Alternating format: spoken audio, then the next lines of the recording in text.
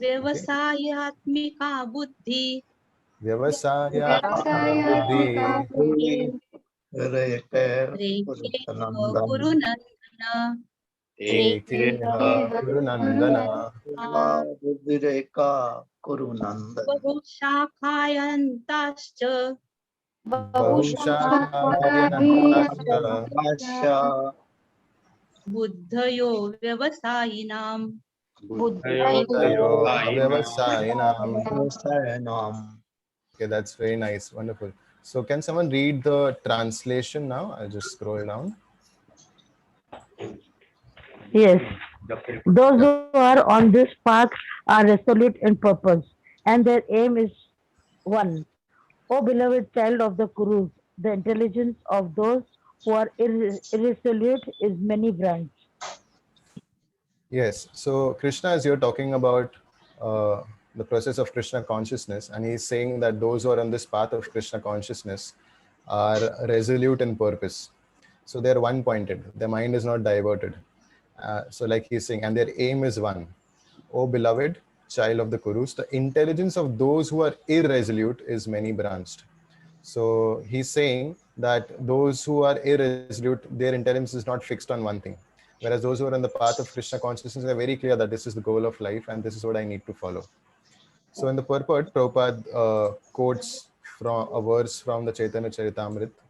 He says, Shraddha Shabde Vishwas, Kahe Shudhrida Nishoy, Krishna Bhakti Kaile Sarva Karma Krita Hoy. So here in this verse, it says that those are devotees, they are convinced about the fact that if I practice the process of Krishna consciousness, then that is actually going to, lead to all perfection. So there is no there's nothing else that I need to do to perfect my life. So that is the highest perfection, and actually do good to everyone, to my family, to my society, just by the practice of Krishna consciousness. So that is the faith that a devotee has. So as Prabhupada says here in the purport, he says faith means unflinching trust in something sublime. Okay, so when one is engaged in duties of Krishna consciousness, he need not act in any relationship to the material world with obligations to family traditions, humanity, or nationality, like that. So that is a faith that one develops. He doesn't need to feel like, oh, I have to do something else in my life to perfect my life.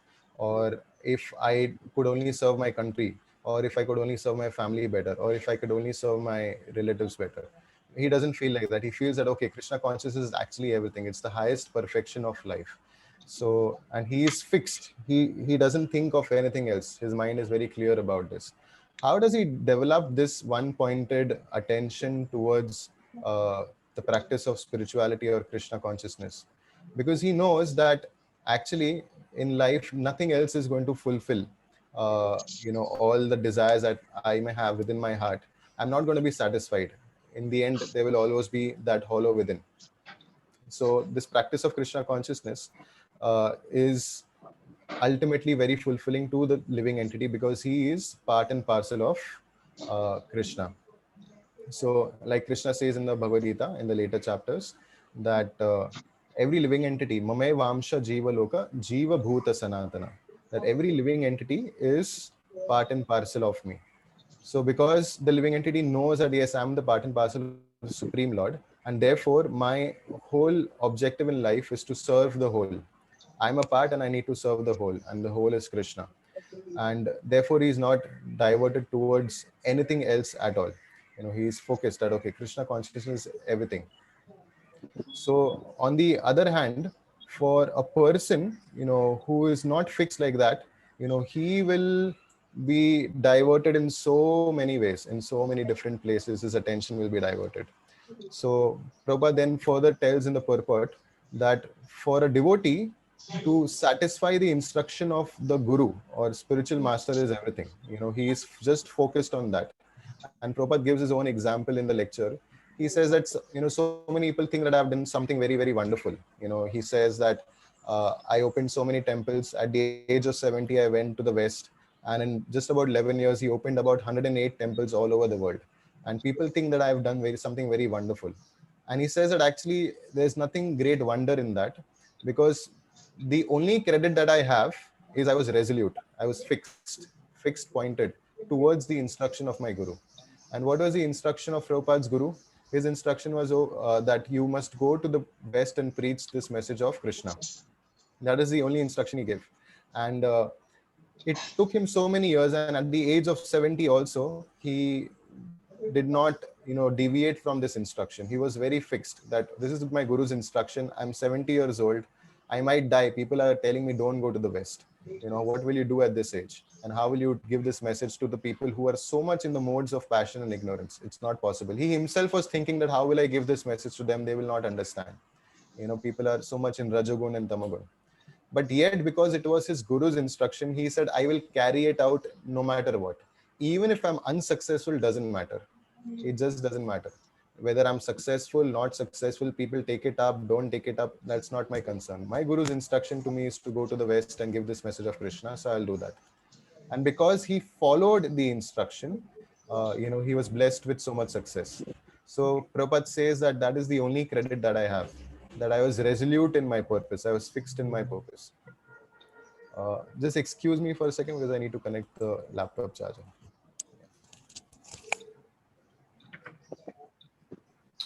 I think meanwhile, I'll quickly touch upon a very short story in this relation. Yes. So, Srila Prabhupada's spiritual master, His Divine Grace, Bhaktisiddhanta Saraswati Thakur Maharaj. So he had a disciple, and this disciple, Bhaktisiddhanta Saraswati Thakur Maharaj, had asked him not to get married. So somehow, because of family pressure, etc., they forced him, and he gave in. And he was actually sitting, for his marriage, etc. And even then, some devotees urged him, don't get married. So he got married after, 1 or 2 years. I think he passed away. So, and because of that, he actually went into, after marriage, he was feeling ashamed. He could not go back to Bhaktisiddhanta Saraswati Thakur Maharaj. And within those few years, he had developed, certain bad habits. So, because he was not associating with devotees anymore, so he got into some other bad habits, etc.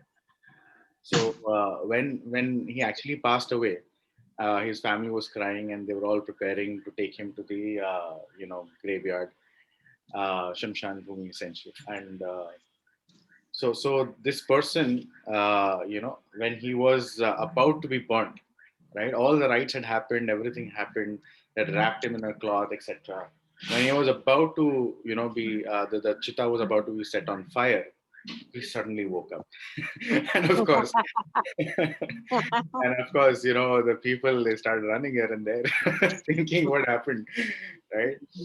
And then as soon as he woke up, he started shouting, Gurudev, Gurudev, Gurudev, and people could not understand what he's, because he was so eager, and he started shouting like that, and he ran from there, and straight he went to the Gaudiya Math where Bhaktisiddhanta Saraswati Thakur Maharaj was there, and fell flat on his feet, and requested, please take me in your shelter, like that. So he then narrated what happened. So because of bad association and some bad habits he got into, right, he was actually taken to the court of Yamaraj, and there since Yamaraj also understood that this is a disciple of Bhaktisiddhanta Saraswati Thakur Maharaj, he actually prayed to Bhaktisiddhanta Saraswati Thakur Maharaj and called him, and Bhaktisiddhanta Saraswati Thakur Maharaj appeared in Naraka, Naraka there, and he asked him what to do about him. And then he chastised this disciple very, very heavily, and then asked him to come back, and he disappeared from there. And then this guy then woke up in the Shamshan Bhumi and then ran to him, like that. So yeah, we should not wait for that. Rather, we have Vyavasayatmika Buddhi, single pointed focus to serve the spiritual master, right? The story may sound very, very, unbelievable, but there are so many instances such like this that has happened in the life of a disciple. Prabhuji, whose story is this? Can you just repeat the name of the person? His Holiness, His Divine Grace Bhakti Siddhanta Saraswati Thakur Maharaj is Guru of Srila Prabhupada. Okay. So one of his disciples, Okay. one of the other disciples, he went through this. Yeah. Okay. So it's only towards the end we may realize, oh, I wasted my time, or I could have done this, I could have done that. So better we kind of be single pointed focus right now, and not regret towards the end. Yes, Prabhu, please continue. Thank you, Guruji, for narrating that wonderful story. So, so Krishna consciousness, the practice of spirituality in Krishna consciousness, is very much dependent on the factor of pleasing Guru. As in the purport also, Prabhupada quotes this very wonderful prayer that we sing every morning. So it says, Yasya prasada bhagavad prasada, Yasya prasada nagati kutopi, dhyayam stuvam stasya, Yasya sri sandhyam, vande guru shri charanarvindam. So in this prayer, it says that if you please the spiritual master, if you satisfy him, then you are actually pleasing Krishna also. You're pleasing God. But if you're not able to satisfy the spiritual master, then there is no chance that you will be elevated to the platform of Krishna consciousness. So therefore, I should meditate 3 times on the in a day, on the mercy of the Guru or spiritual master. So it basically means that actually in Krishna consciousness, we are becoming the servant of God. We are not directly becoming the servant of Krishna. So that is a process. And that is why getting connected to a chain, a disciplic succession, coming from Lord Krishna himself is so much important.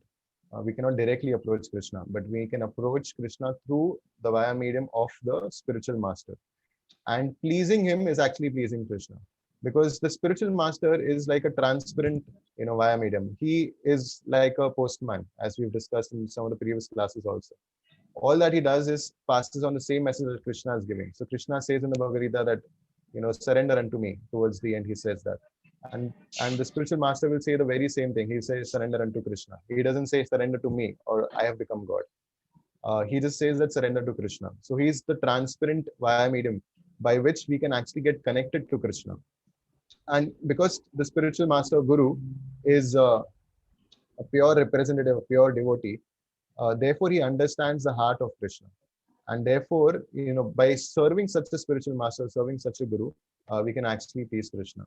So there is a story of Narada Muni that comes in the Bhagavatam. So Narada Muni, he was, in his previous life, he was the son of a maid servant. So he was an ordinary person, an ordinary boy, and the son of a maid servant. And during the 4 months of the rainy season, it was a custom that all the sages who were there, they would settle at one place. They will not travel. Otherwise, they would travel all over the world. But during the month of the rainy season, everyone would come together and settle at one place. So at such a time, during the rainy season, he had the opportunity to serve all these sages, these Vaishnavas, who had stayed at his place. And so he, along with his mother, was serving them. And because he served them very, very faithfully, he would wash their dishes. He would sometimes take the remnants of the prasad that they had honored. And because of that, by serving these devotees, in the next life, he became Narada Muni, just by serving these devotees. So serving the Vaishnavas or the spiritual master is actually the path of, success. So therefore, this verse, it says that one should be, single pointed, focused just on that this is the sum and substance of my life, that I need to, fulfill the order of my spiritual master, whatever order and instruction he has given to me. So in the lecture to this verse, Prabhupada mentions that I have written so many books. So if you may not be aware, Prabhupada has written almost like about 70 volumes of books. And so apart from this Bhagavad Gita that we are discussing now currently, which has elaborate purports to the 700 verses, there are so many other books that Prabhupada has written. He's also translated and written the Srimad Bhagavatam. And then Prabhupada says in the lecture that for what purpose have I written these books? It's for all of us to, read and understand and perfect our lives. There is so much depth of knowledge that is there within all of these books. So a disciple or a follower would definitely think that, oh, my Guru or spiritual master or Srila Prabhupada, who's an Acharya, has, spent so much time in writing these books. So at the age of 70, he started literally writing all of these volumes of books. And every night he would sleep at around 11 or 12. and then wake up at 1 o'clock. He would just sleep for 2-3 hours in the night, and he would start writing these books. And he did not write with a pen and paper, but he had a dictaphone. So he would, all these purports that we are reading right now, he would dictate into the dictaphone, and then the recordings will be sent to a disciple, and then they would actually type it, and then it will be published into books. So like that, volumes and volumes of books Prabhupada wrote, in his later years. And so for what purpose did he write for us? So that we can read and understand and benefit from this. So a disciple or a follower of Prabhupada would actually definitely therefore think that, okay, this is the purpose for which he's written, for me to understand and read. And therefore, my attention should be that I should, try and read these scriptures and understand what is the message that is there for me. The very first aphorism of the Vedanta Sutra, it says, Athato Brahma Jigyasa, which means now that you've attained the human form of life, try to understand who you are. Try to understand who is God, who is Krishna. Try to understand what's your relationship with Krishna. And if we actually don't do that, then we might be wasting the human form of life. That very often happens. So there is this verse in the Srimad Bhagavatam in the first canto. It says, Nayat vachaschitrapadam hariryasho jagat pavitram praganitya karhichit tadvaya samtir tamushanti manasa nayatra hamsa nirmanti shikshayaha. So in this verse it says that those words which do not describe the glories of the Lord, who alone can sanctify the entire atmosphere, such words are considered by saintly persons. So which means anything that, any scripture, any literature, anything that we are reading which does not describe the glories of the Lord, saintly people consider it to be like unto a place of pilgrimage for crows. Now what's a pilgrimage for crows? We all go for pilgrimage, right? There are so many tirthastans. What do you think, can anyone tell, is a pilgrimage for crows? Crow hote hain, bird. So what is a pilgrimage for crows? Where does a crow go? Anyone?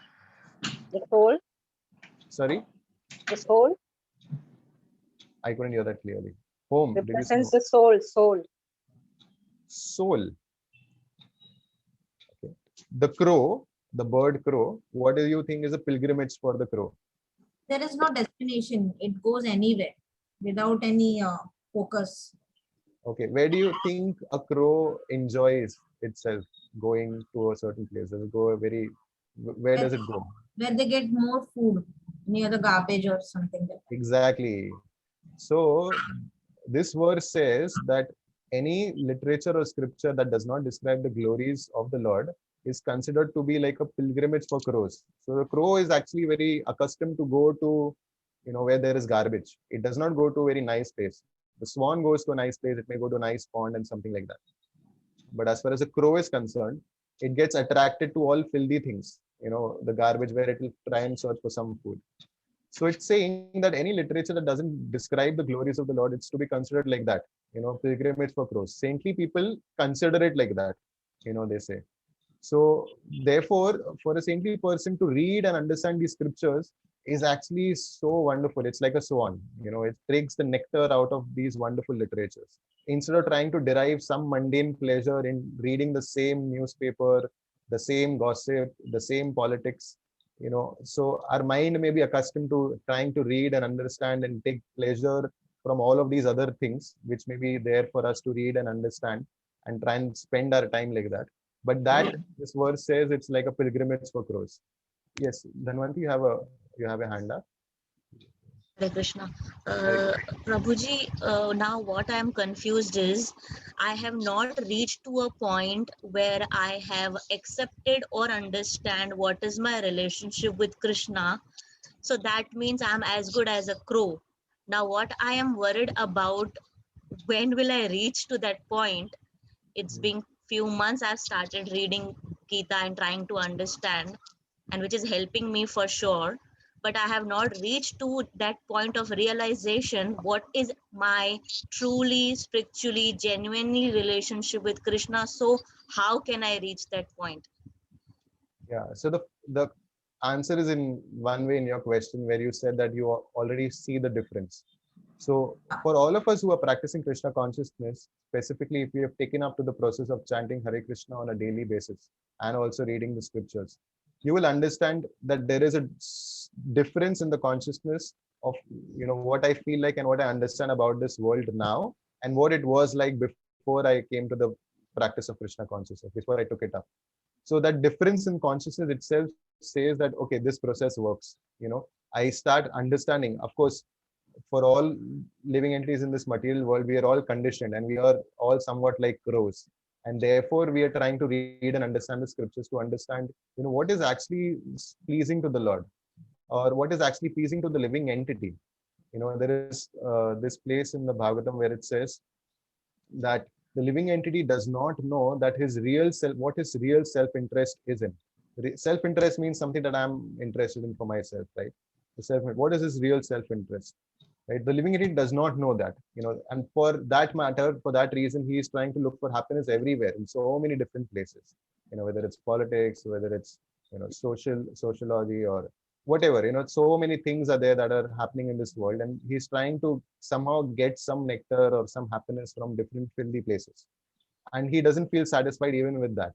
And so he goes on with his search, one thing after another, after it goes on like that, until he comes to the point of Krishna consciousness, where he understands, okay, so I'm part and parcel of Krishna, and I'm therefore supposed to serve him, and that is what is going to give me, happiness. And that is one of the verses that, Prabhupada quotes in one of the verses that we're going to look at later, which says that just like a tree is there, how do you make the tree grow? Do you put the water on the leaves? No. Do you put the water on the fruits so that the fruit will grow? No. You actually put the water on the roots, right? So when you put the water on the roots, then automatically the tree flourishes, right? Similarly, when we actually start serving the Supreme Lord, and serving, the mechanism is simple. We chant the names of the Lord, we read the scriptures, and we do some practical service. We may offer food that we eat at home to the Lord before, we take it ourselves. So it becomes prasad. So by doing such simple things, then automatically we'll develop, devotion towards the Lord. And not just that, it'll actually satisfy us, because trying to water the leaf or the fruit directly is not going to help the fruit or the leaf to grow. What is going to help is watering the roots. So when we water Krishna, or in other words, when we serve Krishna, then automatically we also feel satisfied. So to the degree we align ourselves to that, it's a practice. Every day, we have 24 hours in a day. So how much time do we spend for our spiritual activities, Krishna consciousness? We may spend maybe half an hour, 1 hour.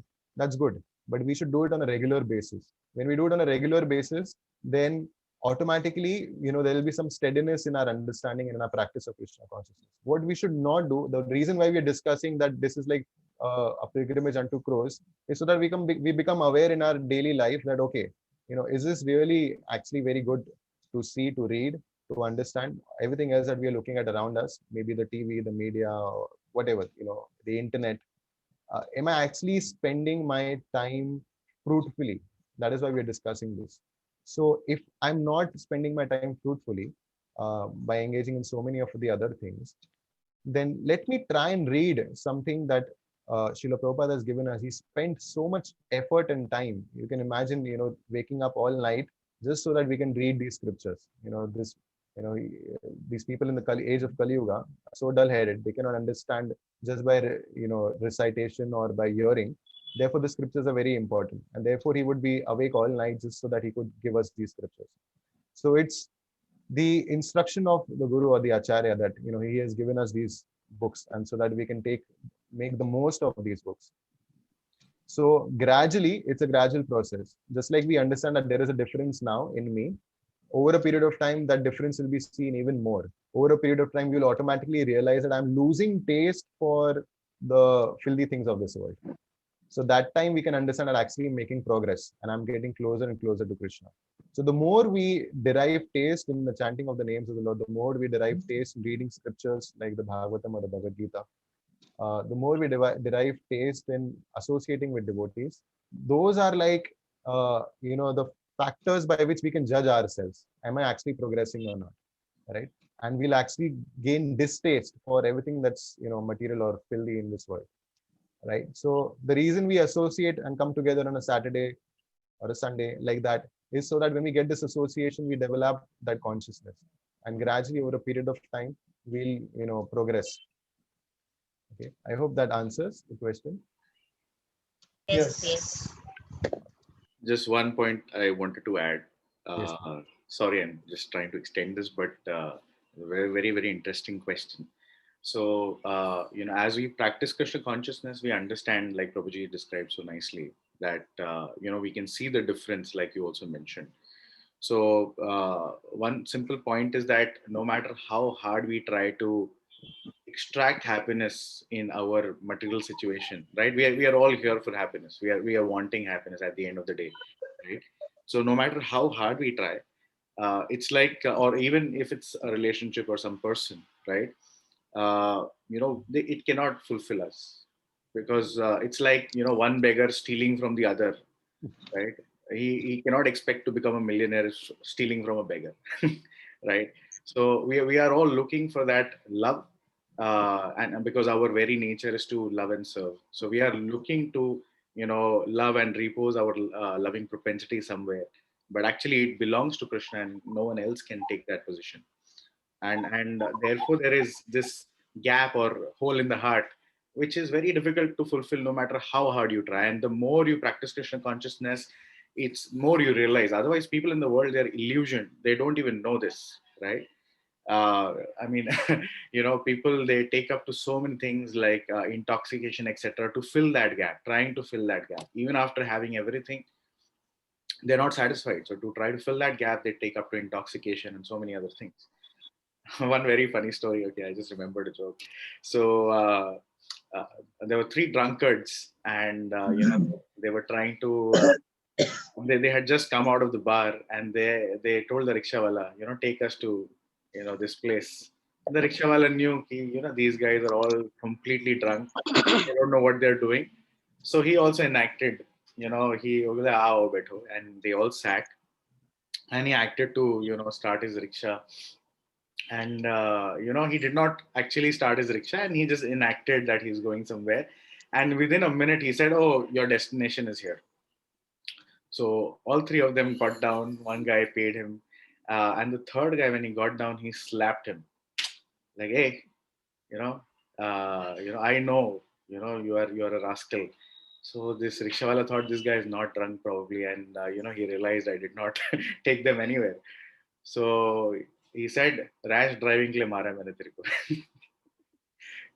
Right? So we are so illusioned, we don't even realize what's going around us, frankly speaking. At least because of Krishna consciousness, because Srila Prabhupada has mercifully given us this knowledge, we realize that we are trying to fill a gap which cannot be fulfilled by any material item, right? So the more and more we practice, the more and more we taste, that reality, that Krishna is there. There is a loving relationship, and naturally we will lose taste for other things. Yeah, Prabhu, sorry, please continue. Thank you, Guruji, for highlighting that.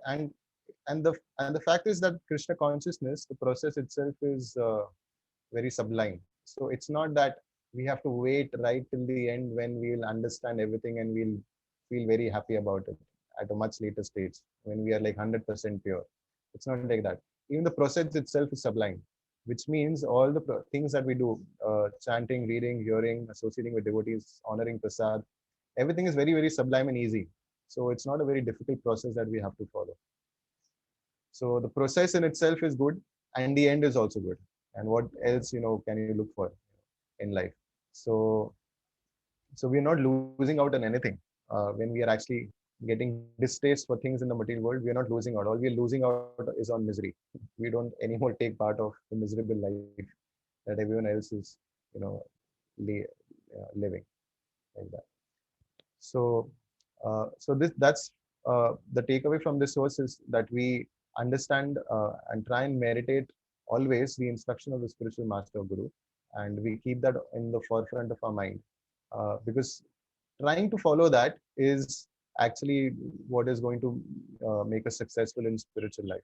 Because the guru, he knows the nature of the disciple. He knows what is his nature, what is his inclination, and therefore he will engage us like that. And when he engages us like that, then automatically we'll make progress, because the guru understands. It's like a teacher, teacher understands, what a student is like and what is it that the student needs.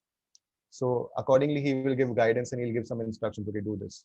We may not understand why this is important for me or how this is going to help me, but just merely doing it for the satisfaction of the spiritual master guru is going to help us, progress in spiritual life. So it's very scientific. We practice and we'll see the difference ourselves. All we need to do is apply it in our life. Okay, so going to the next verse, then there are a couple of verses together now. So again, we'll recite the Sanskrit, and if someone else who's not recited before, maybe one or two people can also recite, and then we'll take the translation and proper. Yam imam pushpitam vacham. Yamimam pushpitam vacham Pushpitam vacham Pravadantya avipashitaha. pravadantya vaprashchita Shanta Vedavada rataha partha. vedavada Nanyadastiti vadinaha.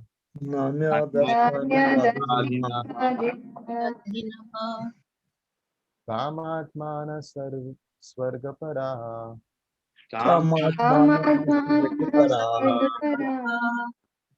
karma phala pradam. Kriya vishesha bahulam. kriya vishesha Bhogaishwarya gatim prati.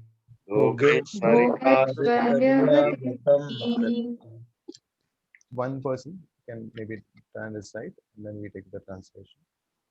Yes, can I read? Yes, Guruji. Yamimam Pushyatam Vacham Imam Pradante Vispurastata pravadantya vaprashchita Vedvadarta Parth vedavada Nanadastane Vadina nanyadvadina Kamatmana Swargapara kamatmana Jarma Karma Pal Padam janma karma phalam pradam Ya Vishesha Bahulam kriya vishesha Bhogeshva Yargatam Prati. Bhoga Aishwarya Aishwarya Prati.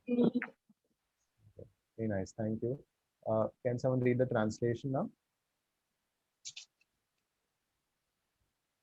Yes, I'll read. Yeah. Men of small knowledge are very much attached to the flowery words of the Vedas, which recommend various fruitive activities for elevation to heavenly planets, result in good birth, power, and so forth. Being desirous of sense gratification and opulent life, they say that there is nothing more than this. Yeah. So in this verse, so in the previous verse, it said that, one who is on the path of Krishna consciousness is resolute, he is focused, one-pointed attention is there, he is not diverted in so many different ways. And in this verse, it's being explained that other people who are there, they are much attracted to so many different things, instructions that are given in the Vedas. And it is described as flowery words. Okay. So the Vedas will speak of so many things. Okay, do so and such fasting, do so and such yagya, do so and so things so that you can go to heaven, or so that you can live a very peaceful life full of wealth and full of power and so on. So there are so many recommendations like that in the Vedic scriptures, that you do this, do that. Sometimes you will see many astrologers or so many other people who will quote these things, that do such and such thing and therefore you will attain such and such thing, like that. So the Vedic scriptures are filled with such instructions. And this verse says, men of small knowledge are attached to such flowery words, which means such people are not so intelligent if they're actually attracted by all of these instructions that are given in the Vedas. that, okay, you do such and such yagya and you can go to heaven. Being desirous of sense gratification and opulent life, they say that there is nothing more than this. So which means if a person doesn't understand that no matter where he goes, elsewhere in the Bhagavad Gita it says, Ab Brahma Bhuvana Loka Punaravartino Arjuna. Anywhere he goes, from the topmost planet of Lord Brahma down to the lowermost planet in the hellish kingdom, so hellish place. So anywhere he goes in all the planetary systems, there is repeated birth, death, old age, and disease.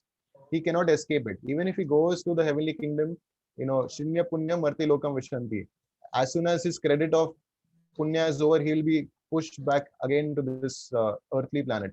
So nowhere there is permanent happiness. And a person who doesn't understand this, he will want to still enjoy. He is just so enamored by, sense gratification or sensual life. He's so enamored by it that he thinks that this is all in all. If I can somehow get it, then that is my perfection of life. He doesn't understand that everything he's getting is actually temporary in nature. And even if I go to the heaven, that's not going to help me. Because from there also I'll have to again come back to the earthly planet as soon as my punya karma is finished. The credit of my punya is finished. So he's blinded. He's literally blinded by the attraction, that he has for his so-called, family or this world, and the position that he has in the society. He's so enamored by it that he can think beyond it. He doesn't understand there is life beyond this, there is eternal life, there is eternalness. He cannot think like that. So there is a story in Bhagavatam where it's explained how once Indra, he was cursed to become a hog. And because he was cursed to become a hog, he became a hog and he had family. He was a hog and said, no, how can I do it now? I have my wife, such beautiful children I have, and there's nice stool that I can eat. It's such a wonderful life that I'm living. Don't disturb me, he said. So although, he was the king of heaven, he was so much enamored by his hog life that he felt that there's nothing beyond this. So which goes to show that actually there are grades of happiness. So someone who's a hog can live in the gutter in eat stool. But for a human being, as soon as we are shown the gutter or the stool, and we'll be like, oh, this is not for me. I cannot even imagine staying in such a filthy place. But for a hog, that's paradise, right? So there is grades of happiness. So for a hog, that may be happiness. For a human being, he'll feel, oh, this is so filthy. Similarly, for the demigods, they may feel, oh, we are living such a wonderful life. We have such a life, long lifespan, and we have such beautiful bodies. And when they look at the people in the earthly planet who are, so-called beautiful, so-called Miss World and Mr. World and so on, something like that, they feel, oh, they are so ugly. Actually, they are like hogs. For the devatas in the heavenly kingdom, we are like hogs. So there is grades of happiness.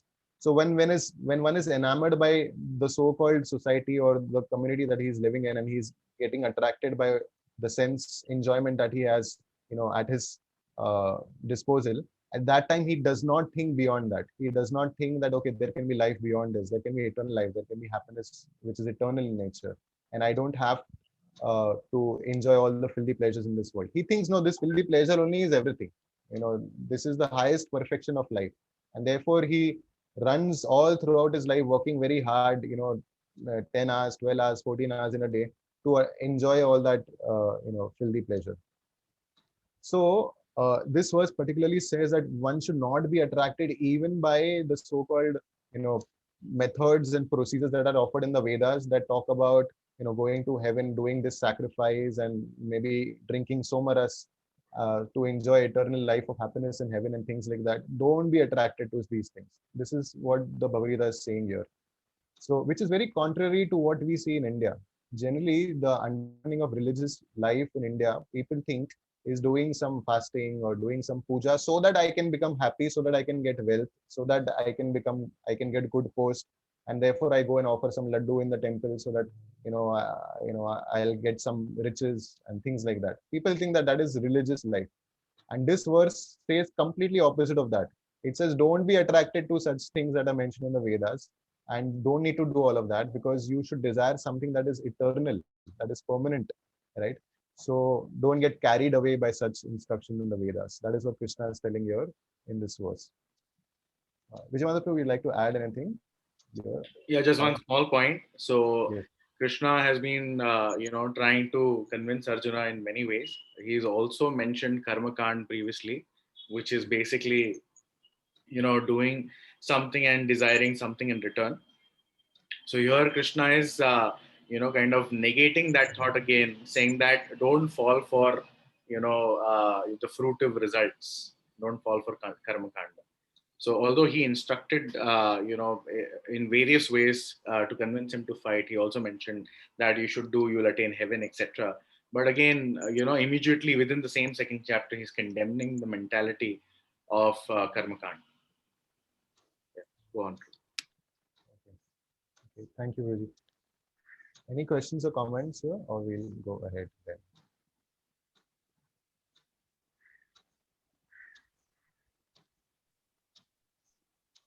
Okay.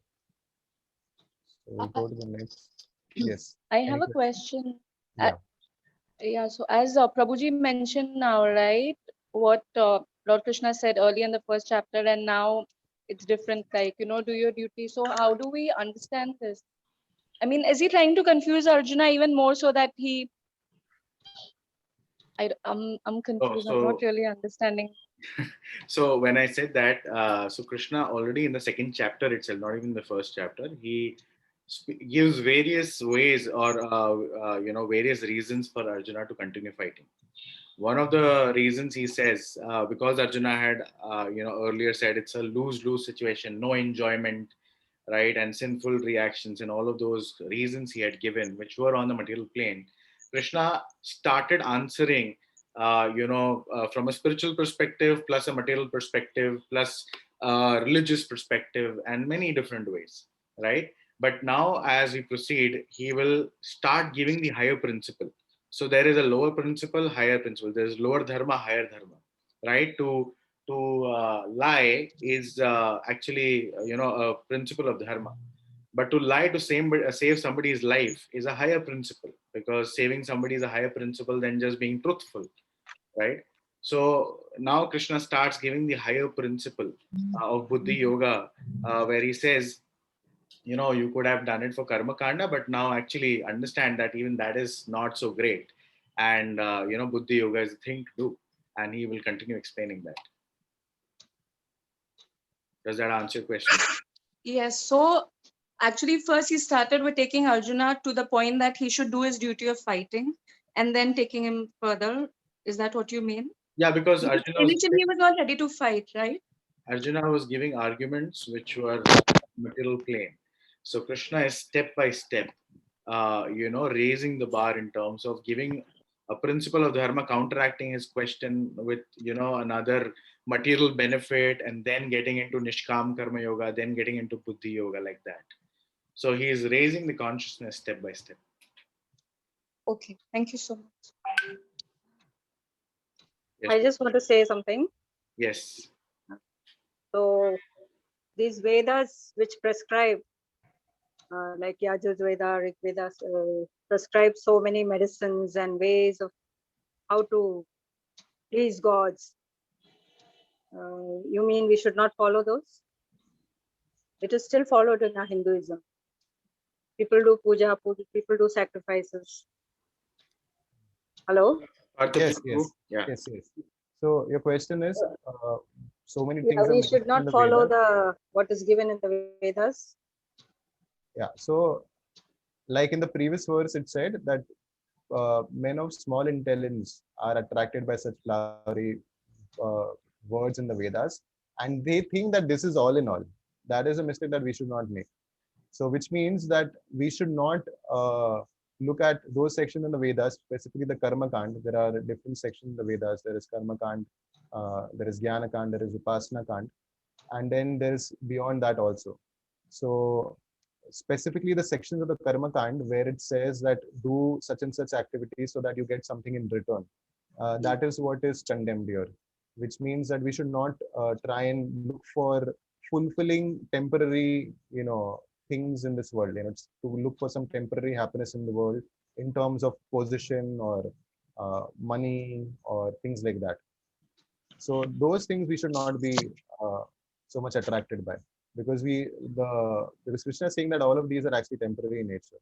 So why would an intelligent person look for some temporary happiness?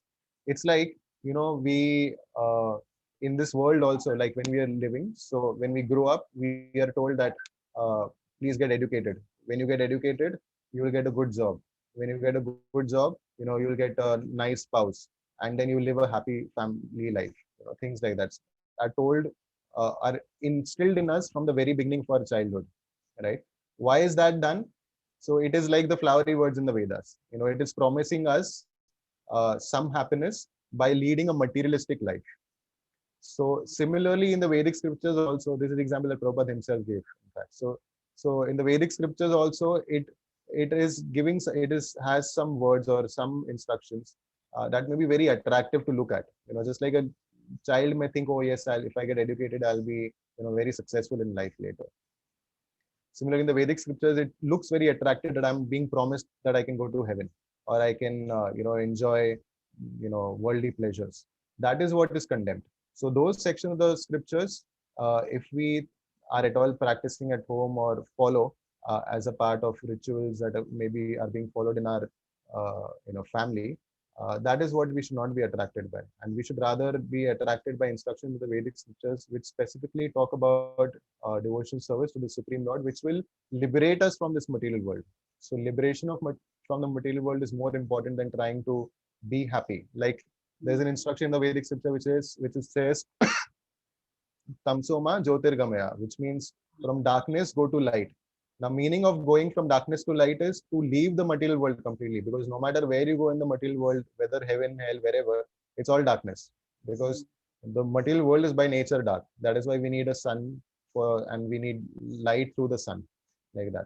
But in the spiritual world, there is no need of sun also. It's eternally full of light.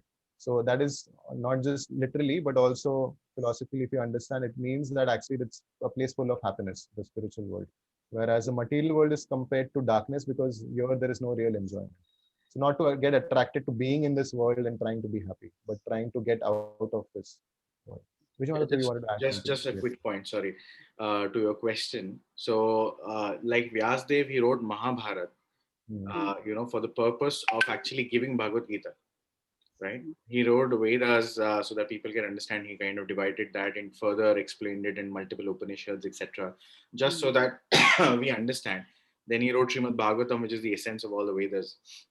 So he gave Mahabharata, right? Not that we start learning politics from there or start learning something else. The purpose of giving Mahabharata was right in the middle of the Mahabharata and Bhishma Parva, which is Bhagavad Gita, just so that people can digest Bhagavad Gita or get to the point of Bhagavad Gita. He gave Mahabharata because he knew people in Kali Yuga, they would, not appreciate the philosophy immediately, but they would be more attracted to stories. So let me give, the story of Mahabharata, which is the Mahakavya, and, insert, obviously Bhagavad Gita is part of that. So just because of, going through, they will also kind of get to the point of Bhagavad Gita and read and understand. So that's the essence, right? So what Krishna is saying here, don't miss out on the essence and be caught up. The purpose of Mahabharata is not to learn politics. You may use, those sections, and not that we don't need to learn that, or we don't need to, read that. You can always take good lessons from wherever, right? And you can take good lessons in politics also if you're in politics, right? From Mahabharata, not a problem. But don't miss out on the essence, is what Krishna is trying to say, right? The essence here is to get to the point of devotional service and not be stuck in this business deal with the Lord. It's like, I'll give you one nariyal, you give me a good job.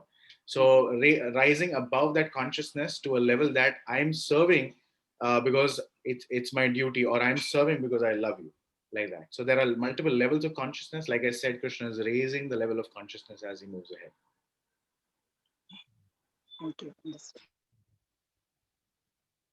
I hope we hope that answers. Thank you, Praji, for nicely putting that. And in fact, that is what in verse number 46 we'll see Krishna pointing to the essence of understanding the essence of what the Vedic scriptures are all about. Okay, but before that, we have verse 44 now. So we'll recite this verse. This is again a very popular verse from the Bhagavad Gita. We can try and learn this verse. Okay, so we'll recite this. Bhogaishwarya prasattanam Bhogaishwarya Bhogaishwarya prasaktanam taya parta chetasam Daya Daya Satam vyavasayatmika buddhihi Vyavasayatmika Buddhi samadho na vidhiyate. Samadhana Samadhana Vidhyate. vidhiyate. Anyone, one person would like to recite once before we take the translation? Sir, I Yes, please, madam. Bhogaishwarya prasaktanam Bhogaishwarya Satam tayapayata chetasam Daya Satam vyavasayitmika buddhi Vyavasayatmika Buddhi samadhau na vidayate. Samadhona Vidyate. Samadhana vidhiyate. So, can someone read the translation now? Yeah. Yeah, I'll Can read. I read? Yes. Yes, Okay. please go ahead. In the minds of those who are attached to sense enjoyment and material opulence and who are bewildered by such things, the resolute determination for devotional service to the Supreme Lord does not take place. Yeah. So, the verse before this and the verse before that, where we were talking about the resolute determination that a Krishna conscious person or devotee, he is fixed in his mind. He is not diverted by so many other things all around. So that resolute determination is again being spoken about here in this verse. And it says that that resolute determination does not develop in a person who is too attached to Bhoga Aishwarya. So Bhoga Aishwarya means, Bhoga means enjoyment, sense enjoyment, enjoying the senses. And Aishwarya means material opulence. So a person who is too attracted by these things to enjoy his senses or by material opulence. In such a person, this verse says that the determination to one-pointedly practice spiritual life or Krishna consciousness does not develop, right? So what is the lesson that we take from this? Prabhupada mentions is that we should not be leading a very aristocratic life. In the sense, our living should be very simple. Prabhupada would always say that simple living and high thinking, right? So lead a simple life, not have to be very, very extravagant in the way we lead our lives. Because if we are attracted to that extravagant lifestyle, then the determination to practice spiritual life or Krishna consciousness will not develop.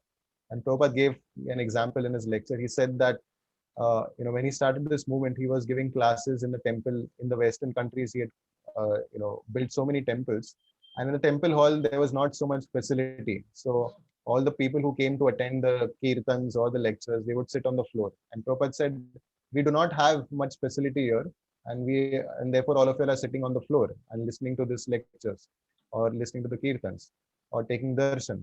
We don't have a sofa or a couch or thing like that or something like that. But you are still following it.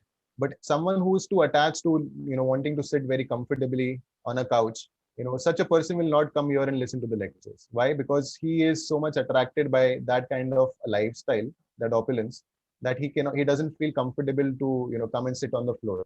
By his standards, that's something that he cannot do, and therefore he will not listen to the instructions or listen to the lectures of kirtans or something like that, right?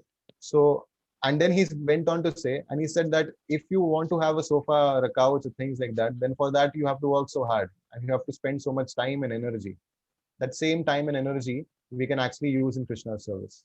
So by leading a simple lifestyle, we are facilitating ourselves to lead a more spiritual life also, right? So simplicity is Vaishnavism, as it says.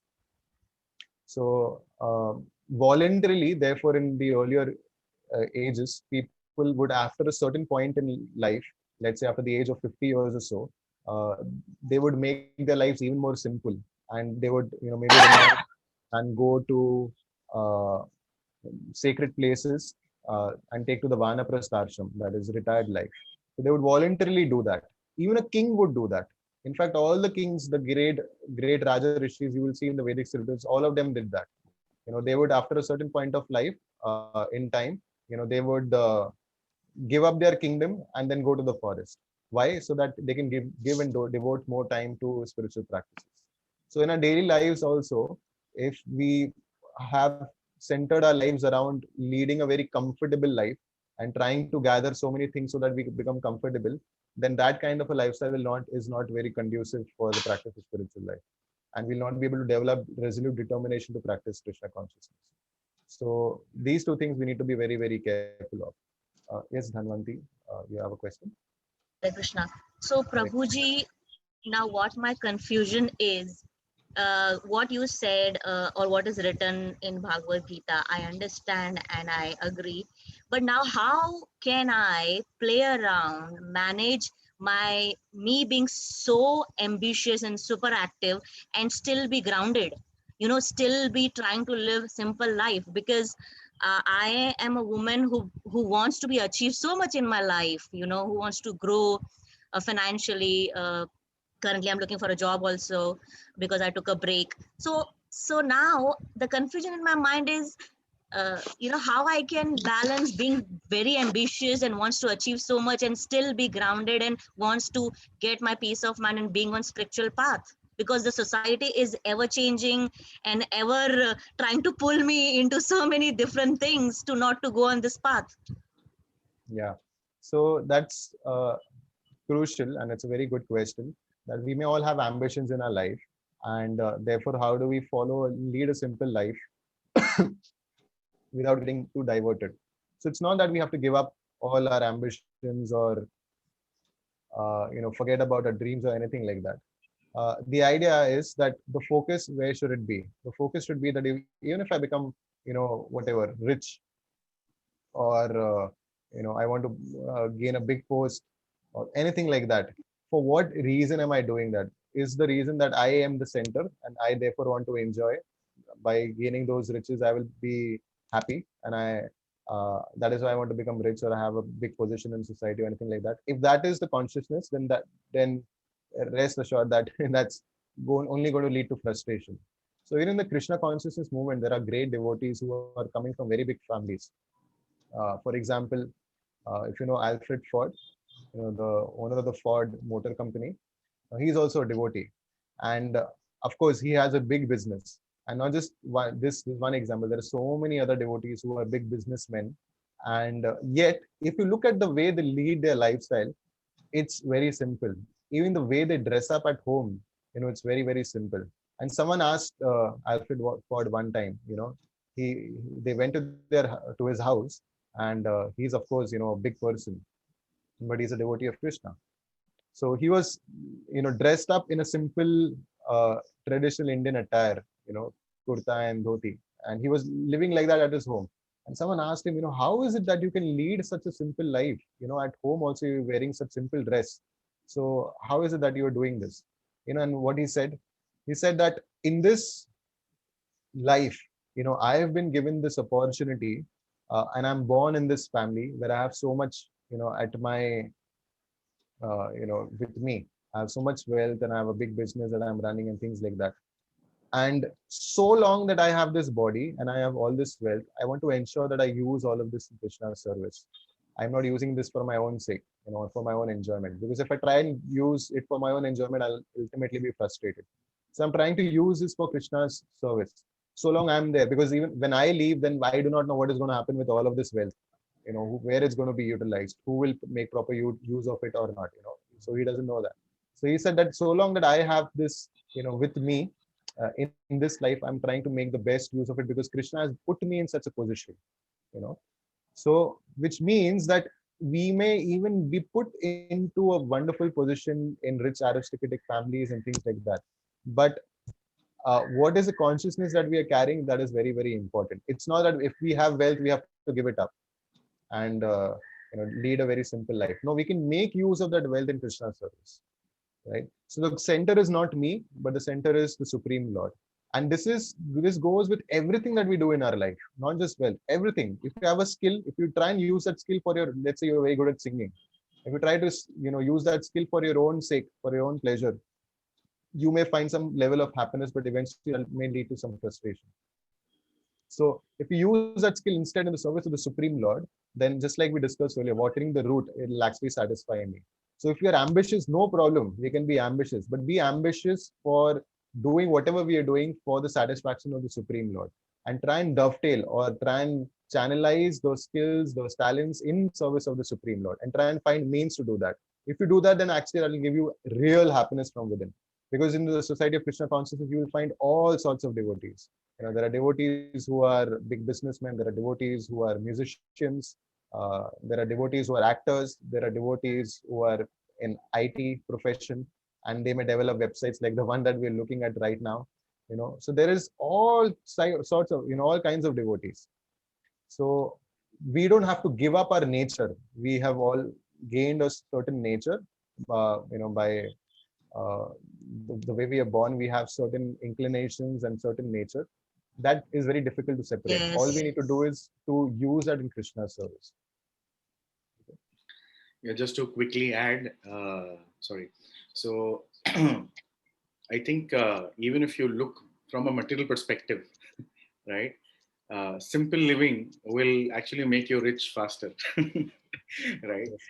And there have been so many studies, right? People who win the Millionaire Show or the KBC, for example. People have walked out with crores of rupees, and it's not that they are doing great afterwards. After 5-6 years, they actually lose all of that because they don't know how to handle it.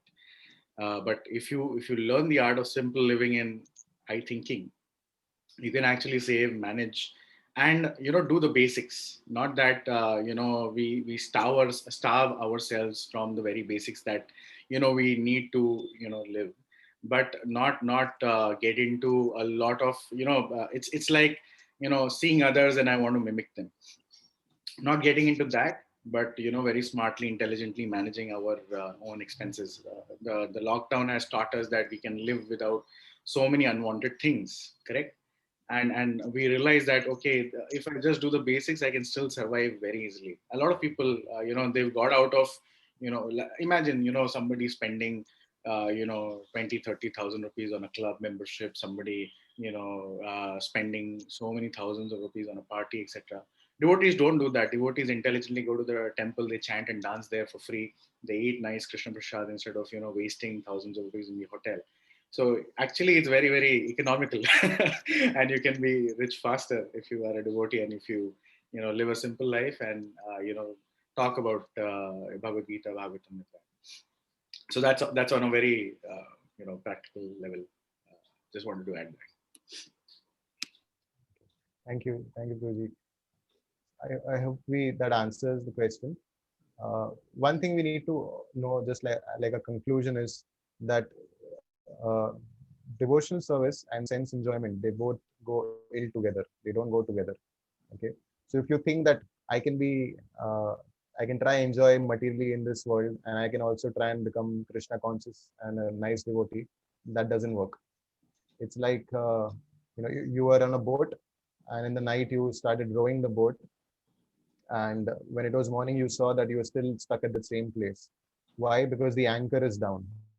So if you are trying to enjoy materially in this world and also trying to practice spiritual life and becoming Krishna conscious, it's not going to help. We'll be like stuck in the same place, right? So we don't have to give up our ambitions, but we have to dovetail or try and you utilize or channelize it in the right direction. That is all that we need to do, and that is actually for our true benefit and true happiness. Nate vidu swartha gatim hi Vishnu. That is what the Bhagavatam says, that the living entity's self-interest is in Vishnu, and that he doesn't realize. So, okay, I think we'll end with that. It's past 12:30. Any questions or comments?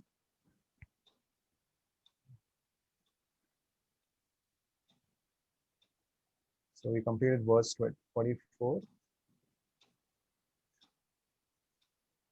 Yes, Madhavi. Priya Mataji, you have a question. I wanted to share something. Yeah, Like we please. were mentioning about Mr. Ford. So his name is Amrish Prabhu, and yesterday I was attending this celebration, and whereby he was expressing to Guru Maharaj, the spiritual master, that he's not in Mayapur at present in Calcutta, so he's in a different country, and he was expressing like he misses association of devotees and Guru Maharaj so much, like the simplest thing of eating prasadam with them, and both husband and wife are so filled up with emotions and love that time. They have everything over there, like they would have the best of everything, but just having simple prasadam means so much to them. Like and then he says very strongly that money will not save us from death, no matter how much ever we accumulate, but Krishna consciousness will definitely take us back to Godhead after death. Yeah, this is what I wanted to share. That's Yeah. nice. Thank you. Another example, just sorry, citing. So there's this Mr. Mafatlal, right? He's a big businessman here in Mumbai. I'm not sure if he's still there, but yeah. So he used to actually come almost on a every daily basis in the morning. Before he starts his work, he would actually be in the Chowpatty temple of ISKCON, and he would personally be cleaning the floor there. Now he's a man worth thousands of crores, but he has the humility and he understands that money is not all in all, and he's actually there every morning cleaning the floor of the temple. को झाड़ू लेकर के या पोछा लेकर के, like that. So Service to God. sorry. Service to God. Yeah, service to God. So it's not that we are stopping you from being ambitious. You can be as ambitious as wanting to be the king of the world, but then you should also know how to utilize that in the Lord's service and not be carried away by that opulence.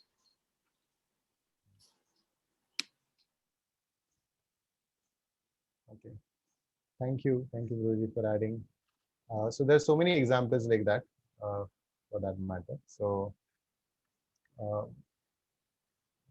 we end with that. Any other questions or comments? It's 12:35.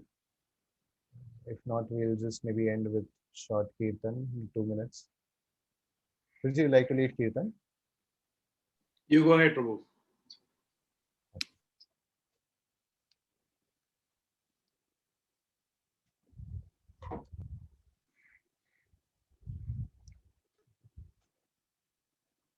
We just lead a short kirtan and conclude with that.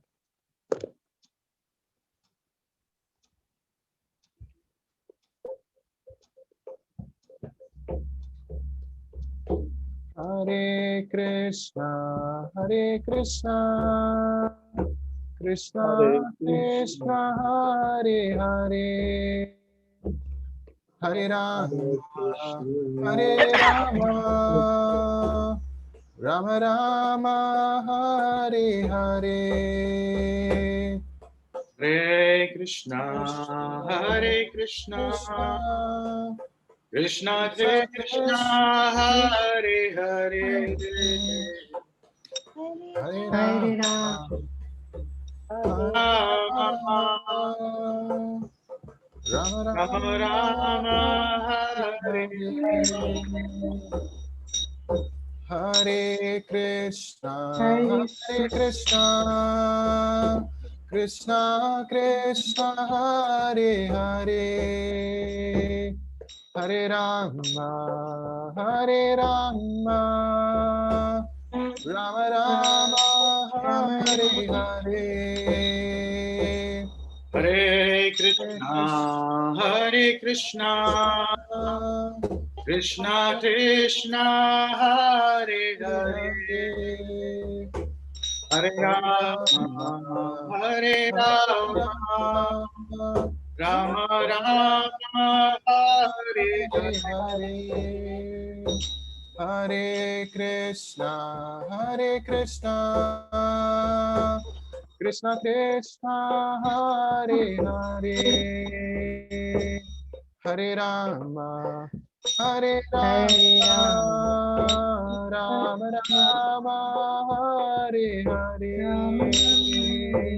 Hare Krishna, Hare Krishna, Krishna Krishna, Hare Hare, Hare Rama, Hare Rama, Rama Rama, Hare Hare.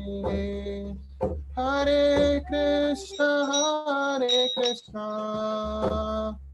Krishna Krishna, Hare Hare, Hare Rama, Hare Rama, Rama Rama, Hare Hare.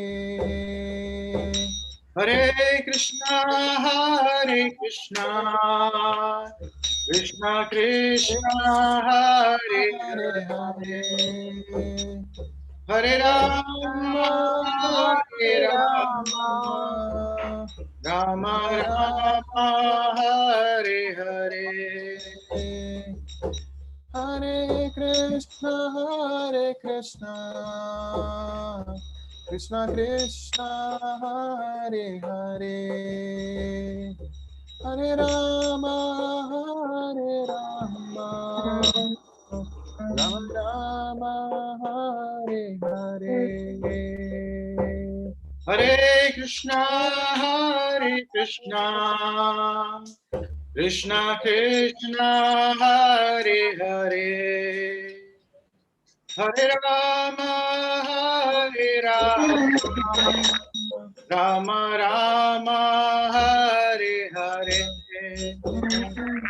Hare Krishna, Hare Krishna, Krishna Krishna, Hare Hare, Hare Rama, Hare Rama, Rama Rama, Hare Hare.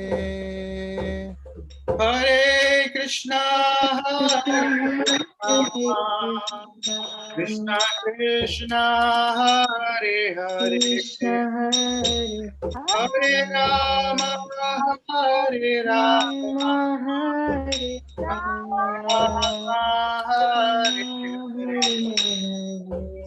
Hare Krishna, Hare Krishna, Krishna Krishna, Hare Hare, Hare Rama, Hare Rama, Rama Rama, Hare Hare.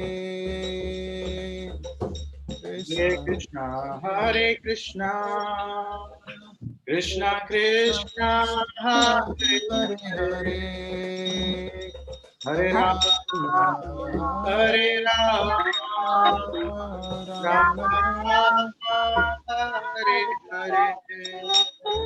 Hare Krishna, Hare Krishna, Krishna Krishna, Hare Hare, Hare Rama, Hare Rama, Rama Rama, Hare Hare. Hare Krishna, Hare Krishna, Krishna Krishna, Hare Hare, Hare Rama, Hare Rama, Rama Rama, Hare Hare. Hare Krishna, Hare Krishna, Krishna Krishna, Hare Hare, Hare Rama, Hare Rama, Rama Rama, Hare Hare. Hare Krishna, Hare Krishna, Krishna Krishna, Hare Hare, Hare Rama, Hare Rama, Rama Rama, Hare Hare. Hare Krishna.